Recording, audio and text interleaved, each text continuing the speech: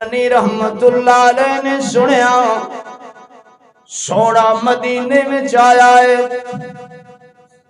کرن یمن دا علاقہ ہے، باپ بچپن میں اللہ نو پیارا ہو گیا، ماں نابینا ہو گئی، اکھاں بڑی نعمتے، دند گئے تے سواد گیا، اکھاں گئیاں تے جہان گیا۔